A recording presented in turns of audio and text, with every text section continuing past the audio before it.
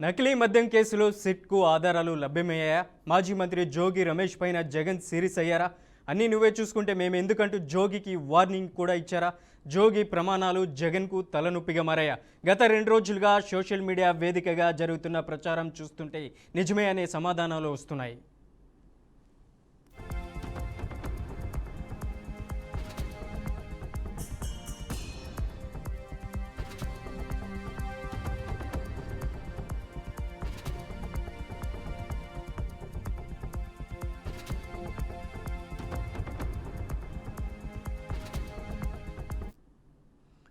నకిలీ మద్యం కేసులో సిట్ విచారణ శుక్రవారం నాటితో ముగిసినట్లు తెలుస్తుంది. ప్రత్యేక విచారణ అధికారుల బృందానికి ప్రధాన నిందితులైన A1, A2 అద్దేపల్లి జనార్దన్ సోదరులిద్దరిని విచారణ చేసి వారు చెప్పిన వివరాలను వీడియో రూపంలో రికార్డ్ చేసి బ్యాంక్ లావాదేవీలను, జోగి రమేష్ ఇంటింటి వద్ద అద్దేపల్లి జనార్దన్ వచ్చిన రోజు సీసీ ఫుటేజ్ వివరాలను, మరికొన్ని వివరాలను కోర్టుకు సిట్ అధికారులు సమర్పించనున్నారని తెలుస్తుంది. దాంతోపాటు నకిలీ మద్యం కేసులో జోగి రమేష్, అతని సోదరుడు జోగి రాముల పాత్ర కూడా ఉందని, వారిని కూడా నిందితులుగా చేర్చాలంటూ కోర్టుకు సిట్ అధికారులు మెమో సమర్పిస్తారని తెలుస్తుంది. సిట్ అధికారులు జోగి రమేష్, రాములకు నోటీసులు ఇచ్చి విచారణకు హాజరు కావాలని కోరే అవకాశం ఉన్నట్లు సమాచారం. ఇక నకిలీ మద్యం కేసులో A1 సామాజిక వర్గానికి చెందిన ఒక వ్యక్తి జోగి రమేష్తో అత్యంత సన్నిహితంగా ఉండే అదే వ్యక్తిని కూడా ఇప్పటికే విచారణ చేసిన సిట్ అధికారులు జోగి రమేష్ మరింత సన్నిహితంగా ఉండే సలహాదారులను కూడా సిట్ అధికారులు విచారించే అవకాశాలు ఉన్నాయనే అనుమానాలు వ్యక్తమవుతున్నాయి. నకిలీ మద్యం కేసులో జోగి పాత్రపైన ఆధారాలు లభ్యమయ్యాయని, ప్రధాన నిందితుడు అద్దేపల్లి జనార్దన్కు మాజీ మంత్రి జోగి రమేష్కు మధ్య పెద్ద మొత్తంలో ఆర్థిక లావాదేవీలు కూడా జరిగినట్లు సిట్ అధికారులు గుర్తించారని వార్తా కథనాలు రావడంతో ఇప్పుడు జోగి రమేష్ గొంతులో పచ్చి వెలక్కాయ పడినట్లయింది.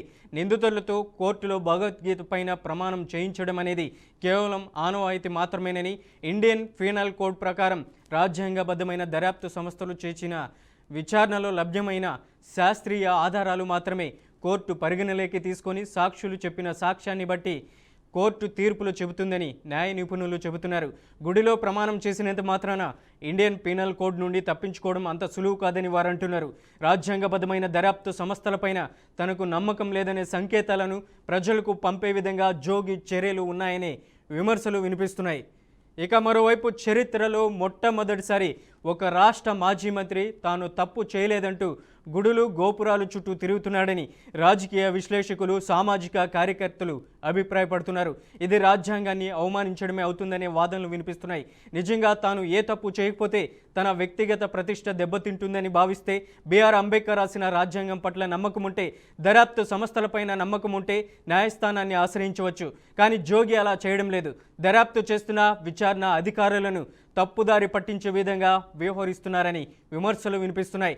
ఈ వ్యవహారంలో జోగి రమేష్ కొత్త పుంతలు తొక్కుతూ డాక్టర్ బాబాసాహెబ్ అంబేద్కర్ రాసిన రాజ్యాంగం స్ఫూర్తికి విరుద్ధంగా వ్యవహరిస్తున్నారనే వాదనలు లేకపోలేదు.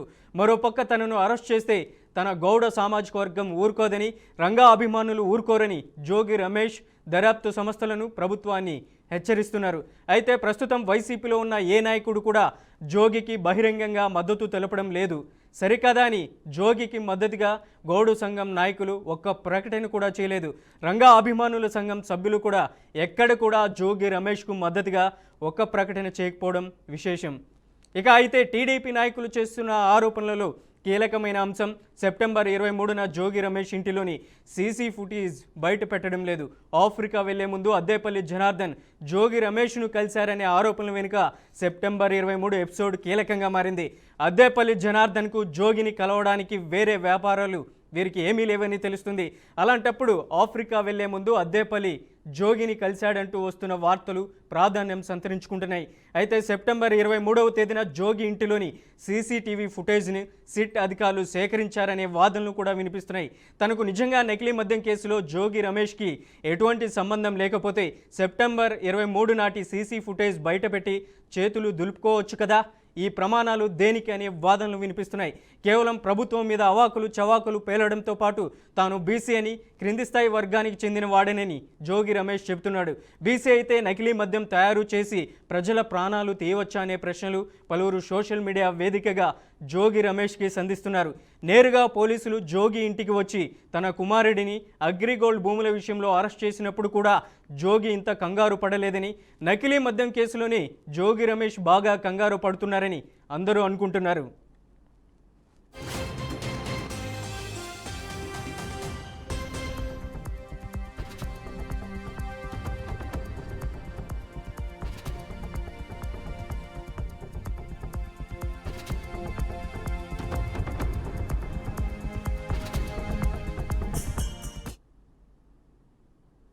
ఇక ఇదే అంశానికి సంబంధించి లైవ్లో మరింత సమాచారాన్ని అందించడానికి మా ప్రతినిధి ఏపీ బ్యూరో చీఫ్ ఈశ్వర్ లైవ్లో ఉన్నారు. ఈశ్వర్, ఏంటి జోగి రమేష్ అడ్డంగా బుక్ అయ్యారనుకోవచ్చా? ప్రధానంగా ఎవరైతే A1 అద్దేపల్లి జనార్దన్ రావు ఇప్పటికే సిట్ అధికారులు కూడా విచారిస్తున్నటువంటి సమయంలో ప్రధానమైనటువంటి ఆధారాలను కూడా సిట్ అధికారులకి సమర్పించారు. దీని వెనకాల పాత్రదారులు, సూత్రధారులు జోగి రమేష్ అనేసి అద్దేపల్లి జనార్దన్ రావు చెప్పుకొస్తున్నారు. ఏంటి అప్డేట్స్?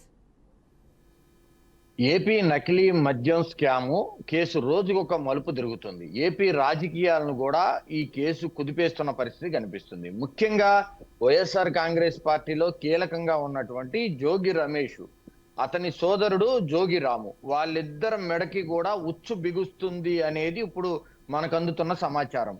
రేపా ఎల్లుండా అరెస్ట్ అనేది పక్కన పెడితే ఖచ్చితంగా వాళ్ళిద్దరూ కూడా అరెస్ట్ అయ్యే అవకాశాలు అయితే కనిపిస్తున్నాయి.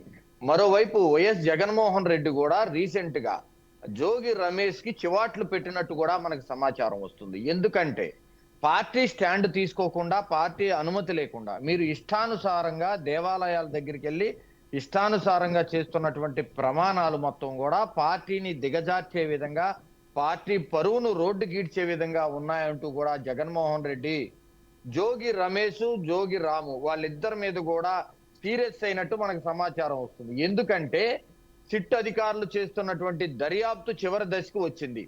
వాళ్ళ దగ్గర పూర్తి స్థాయి డేటాను కూడా సిట్ అధికారులు సేకరించారు. అద్దేపల్లి జనార్దన్ ఇచ్చినటువంటి వాంగ్మూలం కావచ్చు, అతను ఇచ్చినటువంటి డేటా కావచ్చు, అతని దగ్గర నుంచి సేకరించినటువంటి సమాచారం కావచ్చు, మొత్తం కూడా కోర్టులో సిట్ అధికారులు కోర్టుకి సమర్పించిన నేపథ్యంలో, అలాగే దీంట్లో ఆర్థిక లావాదేవీలు అద్దేపల్లి జనార్దన్ రావు, A1 గా ఉన్నటువంటి అద్దేపల్లి జనార్దన్ రావు, A2 గా ఉన్నటువంటి నిందితులతో జోగి రమేష్ కి జోగి రమేష్ సోదరుడు రాముకి ఆర్థిక లావాదేవీలు ఉన్నట్టు కూడా బయటపడింది. ఇవన్నీ కూడా ఒక వ్యక్తి అయితే, ఆఫ్రికా వెళ్లే ముందు అద్దేపల్లి జనార్దన్ జోగి రమేష్ ఇంటికి వెళ్ళి అతనితో మంతనాలు జరిపినటువంటి సీసీ ఫుటేజ్ కూడా బయటకు వచ్చిన నేపథ్యంలో, దాన్ని కూడా అధికారులు సేకరించిన నేపథ్యంలో మనీ లావాదేవీలు, ఆర్థిక లావాదేవీలతో పాటు అద్దేపల్లి జనార్దన్ రావుకి బ్యాక్గ్రౌండ్ సపోర్ట్ చేసి ఈ నకిలీ మద్యాన్ని తయారు చేసి రాష్ట్ర వ్యాప్తంగా దాన్ని ఏ విధంగా డిస్ట్రిబ్యూట్ చేశారు, ఏ విధంగా అమ్మకాలు చేపట్టారు, ఈ నకిలీ మద్యం ద్వారా కోట్లాది రూపాయలు ఏ విధంగా కూడబెట్టారు, ఆ డబ్బు మొత్తం ఎక్కడ పెట్టారు అనే దాని మీద సిట్ అధికారులు లోతైన దర్యాప్తు కూడా చేశారు. అయితే మన దగ్గర ఉన్నటువంటి సమాచారం ప్రకారం రేపా ఎల్లుండా అరెస్ట్ పక్కన పెడితే ఖచ్చితంగా జోగి బ్రదర్స్ కి ఖచ్చితంగా దీంట్లో భాగస్వామ్యం ఉన్నది అనే వాదన అయితే బలంగా వినపడుతుంది. సోషల్ మీడియాలో పెద్ద ఎత్తున ప్రచారం ఒకటి జరుగుతుంది. జగన్మోహన్ రెడ్డికి జోగి రమేష్ చేసినటువంటి ప్రమాణాలు ఏదైతే ఉందో పెద్ద తలనొప్పిగా మారినట్టు తెలుస్తుంది. ఎందుకంటే పార్టీ స్టాండ్ కానీ జగన్మోహన్ రెడ్డి నిర్ణయాన్ని కానీ అడగకుండా కేవలం ఇష్టానుసారంగా వీళ్ళు దేవాలయాల దగ్గరికి వెళ్ళి ఇండియన్ పీనల్ కోర్టు నిబంధనలకు, ఇండియన్ పీనల్ కోర్టులో కూడా భగవద్గీత మీద ప్రమాణం చేయిస్తారు. కానీ ఎవరైతే సాక్షులు ఉంటారో, ఏదైతే కేసుకు సంబంధించినటువంటి సాక్ష్యాధారాలను దృష్టిలో ఉంచుకొనే జడ్జిమెంట్ ఇస్తూ ఉంటారు. వీళ్ళు వెళ్ళి దేవాలయాల దగ్గరికి వెళ్ళి నేను ఆర్తి పట్టుకున్నాను, నేను ప్రమాణం చేశాను అంటే నిర్దోషులుగా బయటపడే ఛాన్స్ అయితే ఉండదు. కోర్టులను అలాగే అధికారులను, సిట్ అధికారులను తప్పుదోవ పట్టించటానికి, ఎమోషనల్ బ్లాక్మెయిల్ చేయటానికి ఆయన చేసినటువంటి గుడుల దగ్గరికి వెళ్ళి ప్రమాణ స్వీకారం, అలాగే ఏదైతే హారతి పట్టుకొని ప్రమాణం చేస్తున్నానంటూ కూడా ఆయన చేసినటువంటి వ్యవహారం ఏదైతే ఉందో అది మొత్తం కూడా ఇప్పుడు రాష్ట్ర వ్యాప్తంగా కూడా పెనుకలకలం రేపడుతుంది. మరోవైపు జగన్మోహన్ రెడ్డికి జోగి రమేష్ చేసినటువంటి ప్రమాణాలు, ఆయన చేసినటువంటి కార్యక్రమాలు కూడా పెద్ద తలనొప్పిగా మారుతున్నాయన్న వాదన అయితే బలంగా వినిపిస్తూ ఉంది. ముఖ్యంగా రాష్ట్ర వ్యాప్తంగా ఉన్నటువంటి నకిలీ మద్యం కేసుకు సంబంధించి అద్దేపల్లి జనార్దన్ ఇచ్చినటువంటి సమాచారాన్ని ప్రాథమికంగా తీసుకున్నటువంటి సిట్ అధికారులు లోతైన దర్యాప్తు చేశారు.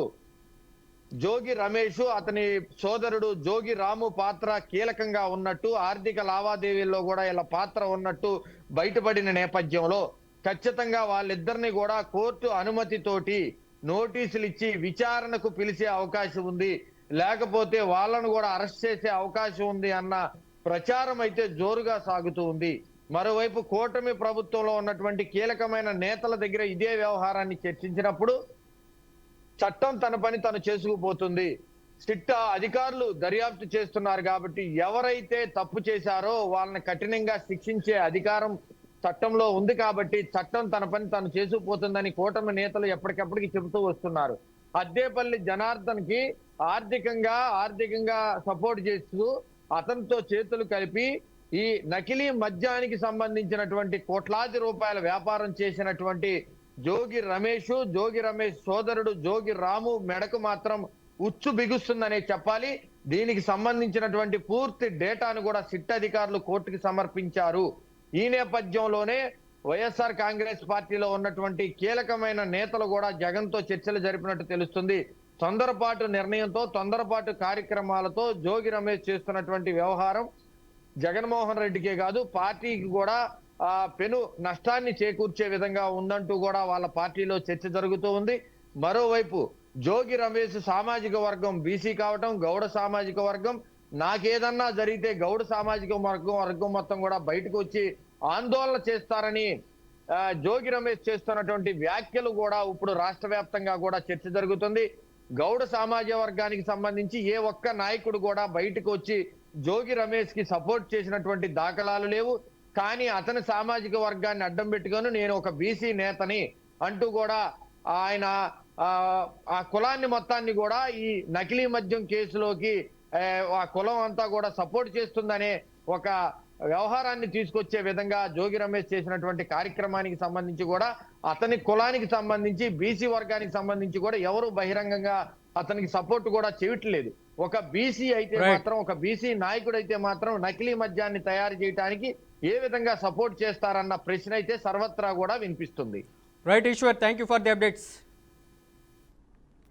రైట్, నకిలీ మద్యం కేసులో ప్రధాన నిందితులైనటువంటి A1 జనార్దన్ రావు ఇప్పటికే సిట్కి ఇచ్చినటువంటి ఆధారాలలో ప్రధానంగా జోగి రమేష్, జోగి రాము పాత్ర, ఇద్దరు సోదరుల పాత్ర చాలా వరకు ఉందనేసి కూడా A1 జనార్దన్ రావు ఇప్పటికే సిట్ అధికారులకు వాట్సాప్ చాటింగ్తో పాటు కాల్ హిస్టరీ కూడా అక్కడ ఇచ్చినటువంటి పరిస్థితి ఉంది. ప్రధాన నిందితులైనటువంటి జోగి రమేష్ కూడా త్వరలోనే సిట్ అధికారులు నోటీసులు ఇచ్చే అవకాశం ఉన్నట్లు తెలుస్తుంది.